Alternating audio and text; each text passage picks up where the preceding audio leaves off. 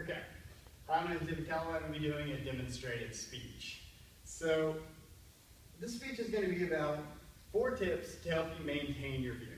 2 to maintain your vehicle, and 2 to just create longevity in it. Because there are some very simple things you can do to protect your investment. And let's be honest, transportation is one of the biggest investments you're going to make.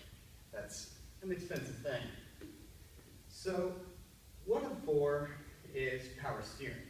The other one we're going to talk about is your clutch. Third is your oil, and the fourth is your coolant and how it helps protect your engine. So if you guys ever turned your wheel and heard a kind of noise, it's when you turn it all the way and it won't go any further, but you keep pushing. If you turn down your radio and listen for a minute, there's a high-pitched kind of groaning noise that will come from your motor. Now, most people ignore this, but it's actually important not to, because that is a hydraulic motor essentially not knowing what to do with itself. You see, this is a simple diagram of how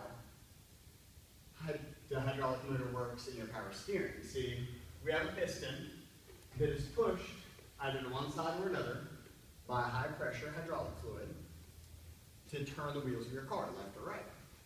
Well, when you turn the wheel as hard as you can, it keeps trying to push more fluid into one side or another of that cylinder.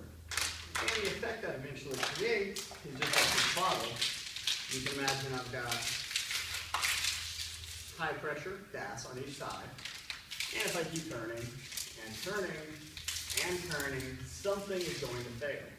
And actually, it didn't pop, it just collapsed in my hand. So that's the reason why you want to listen to that noise. If you turn your wheel all the way to one side, and you start to hear groaning, just turn it back a little bit, let off a little pressure, because pushing any harder against the wheel isn't going to make you turn any sharper, I promise. It's just destroying your car. The second thing we're going to talk about is a clutch.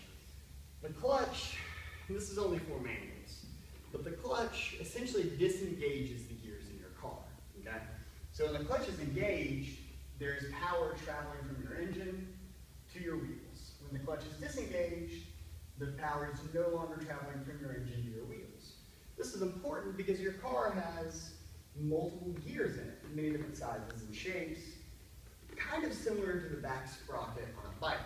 As you see here, there are multiple gears. The smaller ones make you go faster. The bigger ones are slower but have more power. The chain has to hop gear to gear as you want to change your speed. Cars are kind of the same way. It's not a chain, but it's the same concept. And the clutch lets this chain disconnect so that as you change gears, you don't have something that's traveling at 0 RPMs meeting something that's traveling at 5,000 RPMs and tear each other up. The clutch lets that happen slowly and gently.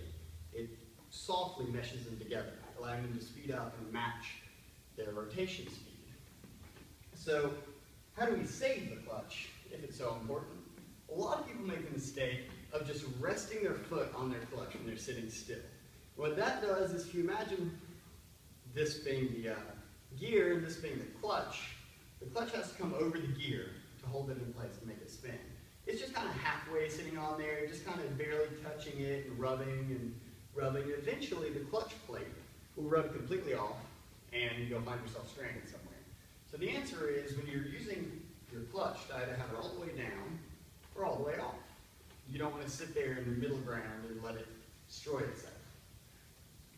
The third thing we're going to talk about is oil. This is a diagram of oil moving inside of a motor.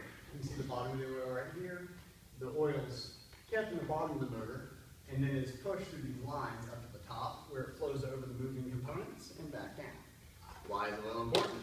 Well, it's much like my hands. If I was going to rub my hands together, I'm going to build up friction. Now, picture I was doing this 5,000 times a minute. See, you can imagine there'd be a lot of friction. Well, the oil comes in between the components, the metal, softens it up. It's essentially like if I put on a piece of silk in between my hands. It would reduce the friction, and I wouldn't get calluses. The same way your motor wouldn't be torn apart by having metal rub on metal. All right? So we know what oil does. How do we make sure your car has it? This is called the dipstick. It is very important that you regularly check your dipstick. The dipstick is always going to be a round plastic object that's fitted with a long, slender piece of metal, at the bottom of which you have this little example here where it has a full and a low line.